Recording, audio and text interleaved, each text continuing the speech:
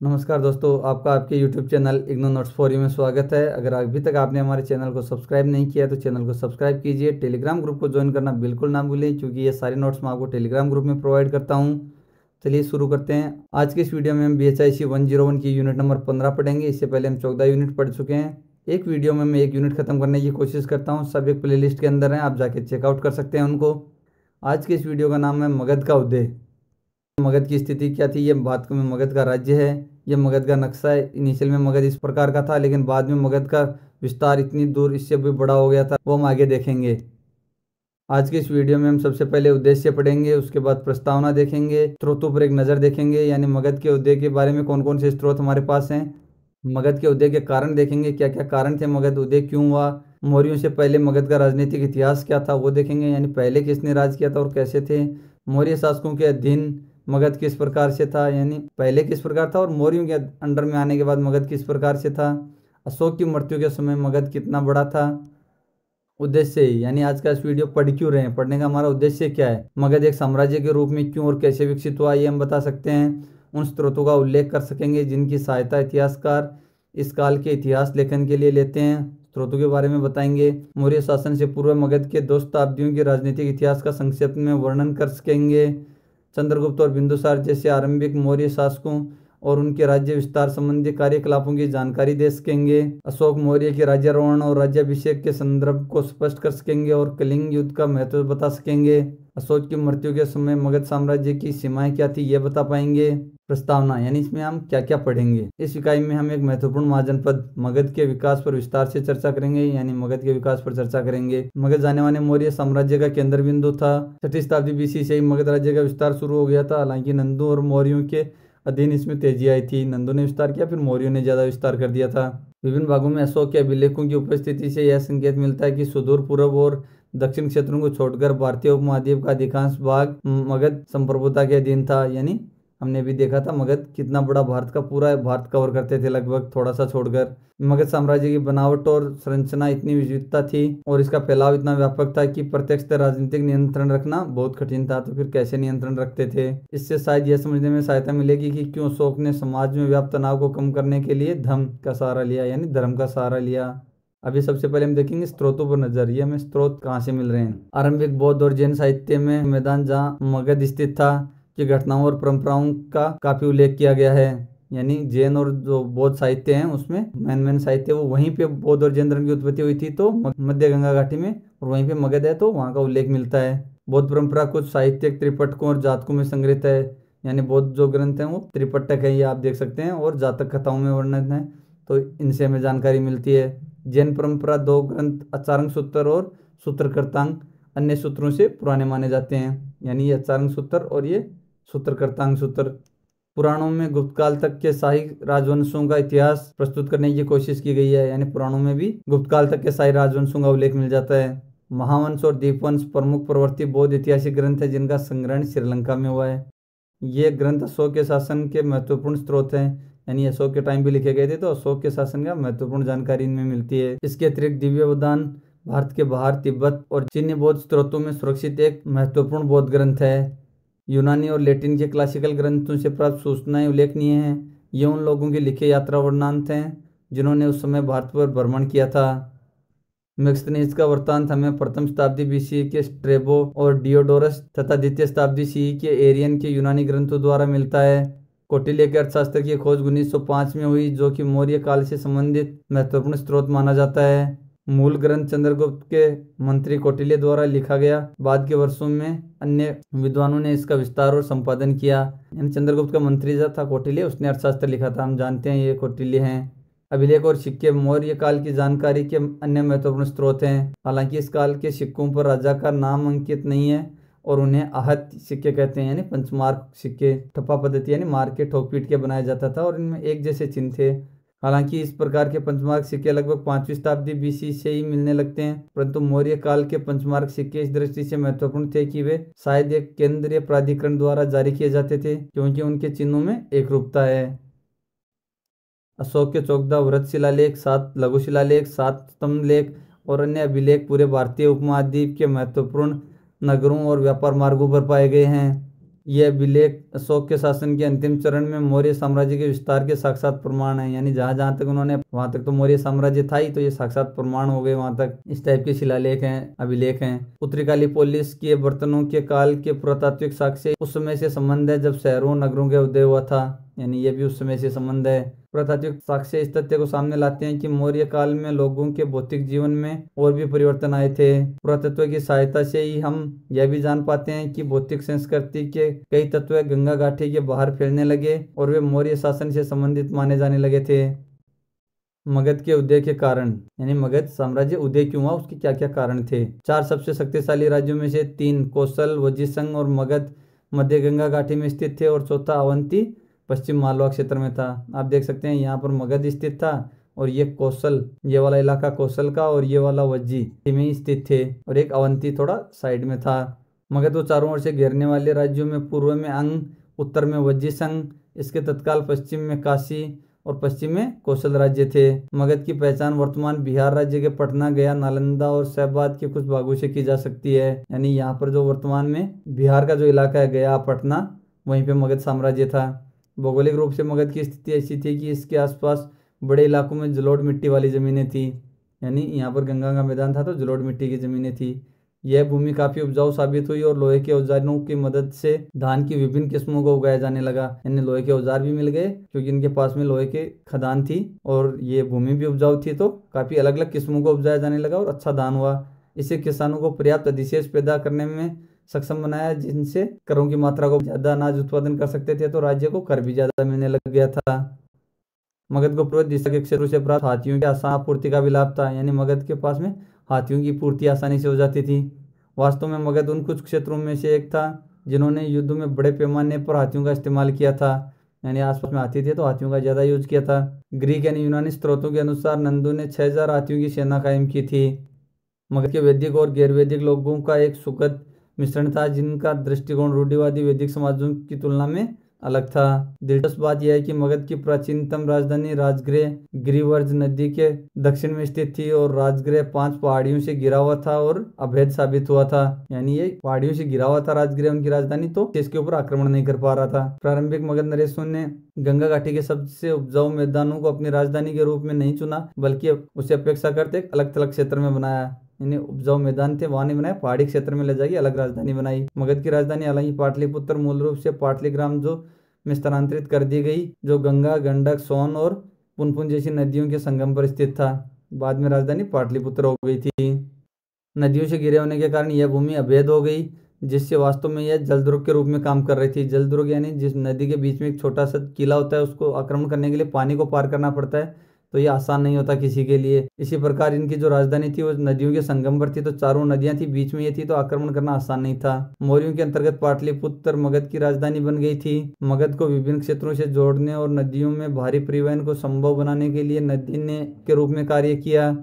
मगध और अवंती जैसे राज्यों की लोहे के खनन क्षेत्रों तक पहुंचने उन्हें न केवल युद्ध के लिए अच्छे हथियारों का उत्पादन करने में सक्षम बनाया, बल्कि कृषि व्यवस्था के विस्तार को सुविधाजनक बनाया और इस प्रकार करों के रूप में पर्याप्त अधिशेष के उत्पादन में भी मदद की। मगध एक ऐसे क्षेत्र में स्थित था जिसमें इमारती लकड़ी की प्रचुरता थी। ये इमारती लकड़ी है, मगध में इमारती लकड़ी की प्रचुरता थी।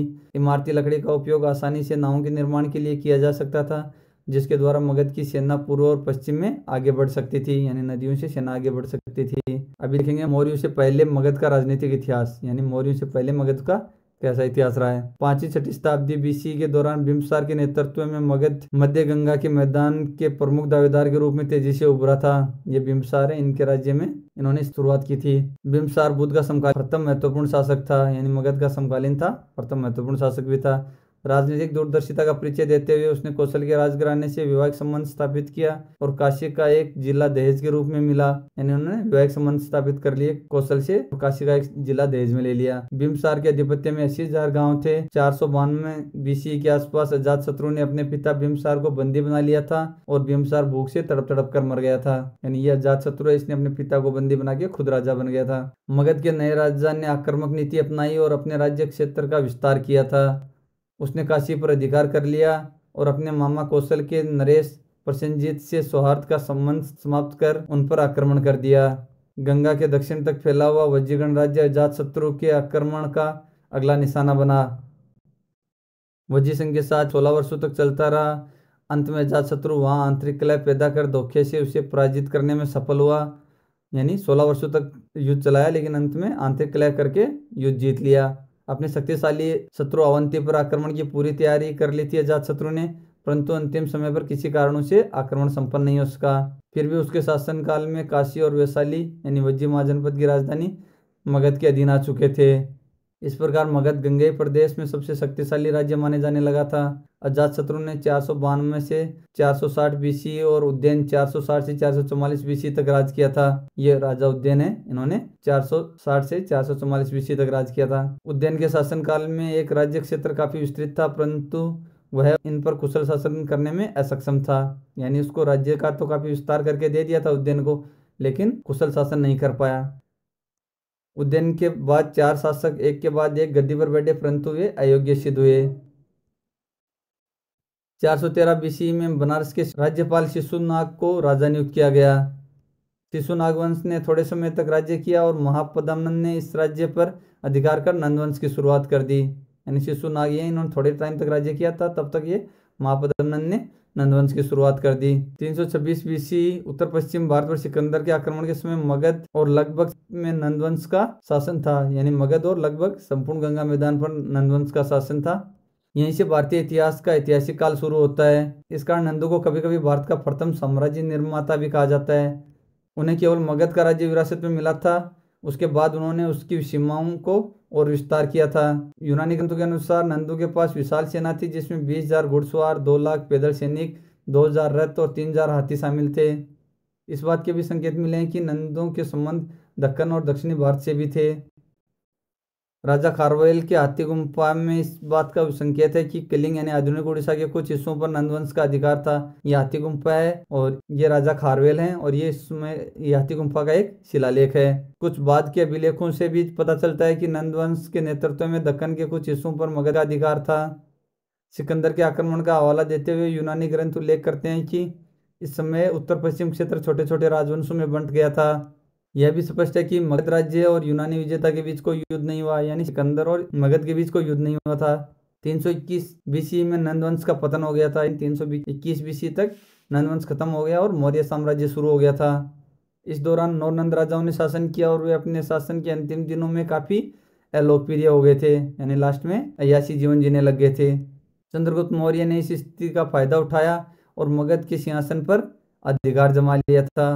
अभी हम पढ़ेंगे मौर्य शासकों के अधीन मगध। अभी तक हम देख रहे थे मौर्य शासकों से पहले मगध पर किसका अधिकार था, और अभी मौर्य शासकों के अधीन में जब मगध आया तो वो किस प्रकार से प्रोग्रेस करेगा। डी.डी. कौशाम्बी का मानना है कि सिकंदर के उत्तर पश्चिम क्षेत्र पर आक्रमण से पंजाब के गणराज्य कमजोर हो गए और चंद्रगुप्त के नेतृत्व में मगध की सेना को संपूर्ण पंजाब पर विजय हासिल करने में विशेष कठिनाई का सामना नहीं करना पड़ा। यानी ये डी.डी. कौशाम्बी हैं, ये मानते हैं कि पंजाब का जो एरिया था वहां पर सिकंदर ने आक्रमण किया और सबके साथ जब युद्ध हुआ तो वो सारे इलाके कमजोर हो गए थे, तो चंद्रगुप्त ने उनके ऊपर आराम से विजय हासिल कर ली। प्राचीन ग्रंथ इस बात का हवाला देते हैं कि चंद्रगुप्त सिकंदर से मिला था और उसने सिकंदर को मगध पर आक्रमण करने की सलाह दी थी, जो उस समय अलोकप्रिय नंदों के अधीन था। यानी चंद्रगुप्त ने बोला था सिकंदर को मगध पे आक्रमण कर दो, लेकिन किया नहीं था। कुछ विद्वान उसके राज्यारोहण वर्ष 324 बीसी मानते हैं, परंतु अभी 321 बीसी का समय सर्वमान्य है। यानी चंद्रगुप्त ने 321 बीसी में राज्य था। चंद्रगुप्त ने एक ब्राह्मण कौटिल्य, जो चाणक्य या विष्णुगुप्त के नाम से भी जाना जाता है, की सहायता से मगध पर राज सिंहासन प्राप्त किया था। यानी कौटिल्य ने ही चंद्रगुप्त को राजा बनाया था। 25 वर्ष की आयु में जिस समय चंद्रगुप्त ने नंदवंश को अपदस्थ किया था, उस समय चंद्रगुप्त एक कमजोर शासक था और वास्तविक सत्ता चाणक्य के हाथ में ही थी।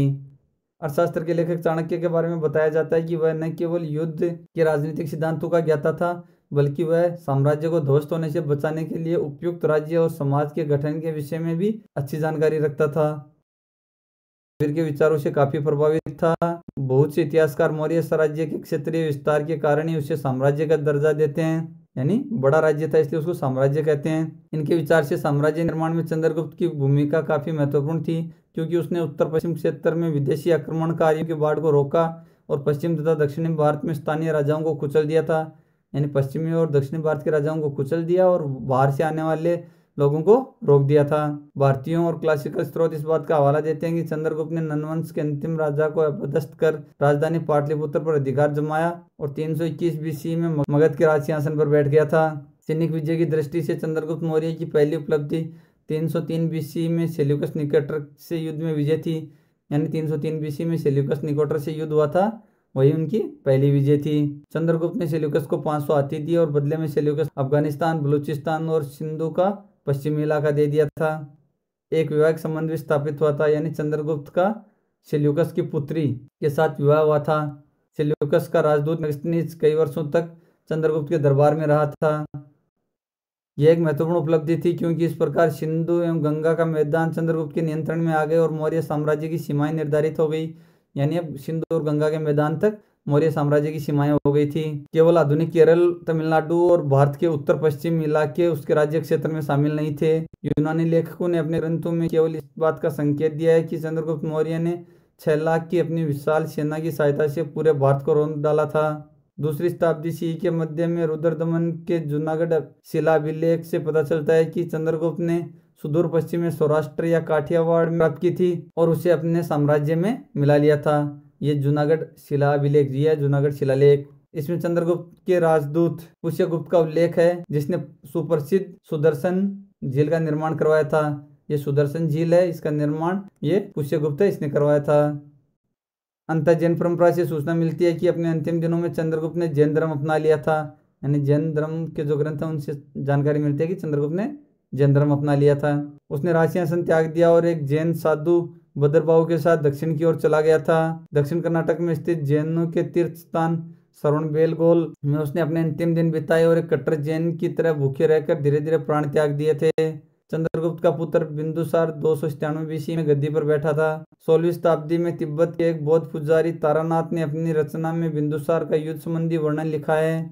बिंदुसार को शत्रुसार कहा जाता है। उसके शासनकाल का ब्यौरा ठीक से नहीं मिलता है। बौद्ध स्रोतों के अनुसार बिंदुसार की मृत्यु 273 से 272 बीसी के आसपास हुई थी। उसकी मृत्यु के बाद उसके पुत्रों के बीच राज सिंहासन के लिए 4 वर्षों तक संघर्ष होता रहा और अंततः 269 से 268 बीसी के आसपास अशोक बिंदुसार का उत्तराधिकारी बन गया। यानी अशोक मौर्य, अशोक उसका उत्तराधिकारी बन गया था। 1837 तक अशोक मौर्य के बारे में लोगों को कुछ विशेष मालूम नहीं था, किंतु 1837 में जेम्स प्रिंसेप ने ब्राह्मी लिपि में लिखा एक शिलालेख पढ़ा। इस शिलालेख में देव प्रियदर्शी यानी देवताओं का प्रिय प्रियदर्शी नाम एक राजा का उल्लेख था।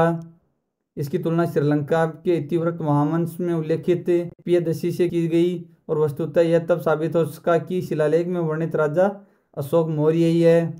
हमने अभी देखा था श्रीलंका में जो लिखा गया महावंश ग्रंथ, शुरुआत में हमने स्त्रोतों में पढ़ा था, उसमें भी अशोक का वर्णन है। इसी से पता चला कि अशोक के बारे में लिखा गया है। युद्ध से विमुखता और धर्म के सिद्धांत के आधार पर शासन की स्थापना ने अशोक को विशेष प्रसिद्धि दी थी। अपने पिता के शासनकाल में अशोक ने उज्जैन और तक्षशिला में राजदूत के रूप में कार्य किया था। अशोक को तक्षशिला में एक विद्रोह को कुचलने के लिए भेजा गया था। बौद्ध स्रोतों से पता चलता है कि तक्षशिला में सफलता प्राप्त करने के बाद उसे उज्जैन भेजा गया था। यह भी कहा जाता है कि उसने व्यक्तिगत जीवन की घटनाओं जैसे विदिशा के व्यापारी की पुत्री से उसका विवाह है, उसके महेंद्र और संघमित्र नामक 2 संतानों की प्राप्ति ने भी अशोक के लिए प्रवृत्त किया था। अभी पढ़ेंगे हम कलिंग युद्ध। हालांकि अशोक के पूर्वजों ने दक्कन और दक्षिण के प्रदेशों में प्रवेश पा लिया था, शायद कुछ हिस्सों को जीत भी लिया था, परंतु कलिंग यानी आधुनिक उड़ीसा अभी तक अविजित था। उसे मौर्य साम्राज्य नियंत्रण के अधीन लाने का कार्य शेष था। यानी कलिंग पे अभी तक विजय नहीं हुई थी और उनके आधुनिक जो उड़ीसा का इलाका वही था, ये इनके एकदम पास में ही था। इस इलाके का सामरिक महत्व था क्योंकि स्थल और समुद्र दोनों से दक्षिण भारत को जाने वाले मार्गों पर कलिंग का नियंत्रण था। अशोक ने खुद शिलालेख 13 में बताया है कि उसके अभिषेक के 8 वर्ष बाद अर्थात 260 बीसी के आसपास कलिंग के साथ युद्ध शुरू हुआ था। इस युद्ध में कलिंग वासियों को पूरी तरह कुचल दिया गया और 1 लाख व्यक्ति मारे गए, इससे कई गुना नष्ट हो गए थे। अभिलेखों में यह बताया गया कि अशोक इस युद्ध में विजयी हुआ, परंतु युद्ध की विनाश लीला ने सम्राट को शोकाकुल बना दिया और तब उसने अचानक बौद्ध धर्म स्वीकार कर लिया। यानी युद्ध में जीत गया लेकिन 1 लाख लोग मरे तो शोकाकुल हो गया और बौद्ध धर्म अपना लिया। युद्ध विजय का स्थान धर्म विजय ने ले लिया। यानी अब युद्ध विजय की जगह धर्म से विजय का रास्ता अपना लिया था। यह नीति व्यक्तिगत और राजकीय दोनों स्तरों पर अपनाई गई और प्रजा के प्रति सम्राट और उसके अधिकारियों में मूलभूत परिवर्तन आया। अभी हम देखेंगे अशोक के शिलालेख और अभिलेख। अशोक के चौगदा वृहद शिलालेख 7 स्तंभ लेख और कुछ लघु शिलालेख प्राप्त हुए हैं। ये शिलालेख होते हैं वृहत शिलालेख, यानी बड़ी बड़ी चट्टानों पे कुछ लिखा आता है। ये छोटे चट्टानों पे या शिलालेख हैं, लघु शिलालेख हैं। और ये स्तंभ लेख होते हैं, और ये सम्राट अशोक हैं। बड़े शिलालेख पेशावर के निकट शहबाजगढ़ी मनसेहरा में, देहरादून के निकट कलसी में, जिला थाने में सोप में, भुवनेश्वर के निकट धौली में और उड़ीसा के गंजम जिले के जोंगदा में पाए गए हैं। लघु शिलालेख कर्नाटक के सिद्धपुर, जतिंगा, रामेश्वर और ब्रह्मगिरी नामक स्थानों से मिले हैं। अन्य लघु शिलालेख मध्य प्रदेश के जबलपुर के निकट रूपनाथ में, बिहार के सासाराम में, जयपुर के निकट बेराठ में और कर्नाटक के मस्की में मिलते हैं। स्तंभलेख जिसमें अशोक के फरमान है, दिल्ली में पाया गया है। विजय से आशित राज्य क्षेत्र को विजित और शासकीय राज्य क्षेत्र को राजविषय कहा गया है। सीमांत राज्य क्षेत्रों को प्रत्यंत की संज्ञा दी गई है। अशोक की मृत्यु के समय मगध मौर्यों के विलेख कुछ महत्वपूर्ण व्यापारिक मार्गों और साम्राज्य के सीमांत प्रदेशों से प्राप्त हुए हैं। ये आप देख सकते हैं, ये जो पॉइंट है यहाँ पर आपको अशोक के शिलालेख मिले हैं। इसमें से ये मेजर रॉक एडिक्ट्स यानी वृहत शिलालेख इस टाइप के जो दिखाए गए हैं, ये वृहत शिलालेख हैं। ट्रायंगल वाले पिलर हैं और ये माइनर रॉक हैं वाइट वाले। तो इन जगहों पर ये शिलालेख हमें मिले हैं। मगध साम्राज्य की सीमा के बाहर उत्तर पश्चिम में सेल्यूसिड राजा एलियोकस द्वितीय का राज्य था। दक्षिण में चोल, पांड्य, केरल पुत्र और सत्यपुत्रों के राज्य तथा श्रीलंका भी साम्राज्य की सीमा से बाहर थे। यानी बहुत कम इलाका साउथ में श्रीलंका और केरल पुत्र और ये इलाका, और इधर उत्तर पश्चिम में सेल्यूसिड राजा एलियोकस द्वितीय का राज्य था। बाकी सारा इलाका इनके कंट्रोल में था। पूर्व में उत्तरी और दक्षिण बंगाल मौर्यों के साम्राज्य का अंग था। अशोक के राज्यकाल में मगध साम्राज्य का क्षेत्रीय विस्तार अपनी चरम सीमा पर था, परंतु इसके साथ यह प्रयत्न भी चल रहा था कि साम्राज्य के अंदर होने वाले युद्धों को समाप्त कर दिया जाए। अहिंसा की नीति को राज्य नीति के रूप में अपनाना एक अनूठी घटना थी, क्योंकि भारत के राजनीतिक इतिहास में इसे दोहराया नहीं गया है। अशोक ने इसके माध्यम से एक विचार पद्धति का सहारा लेकर विशाल साम्राज्य पर नियंत्रण करने की कोशिश की, जिसके अभाव में शासन करना बहुत मुश्किल था। Thanks for watching my video. Bye bye, see you soon, take care.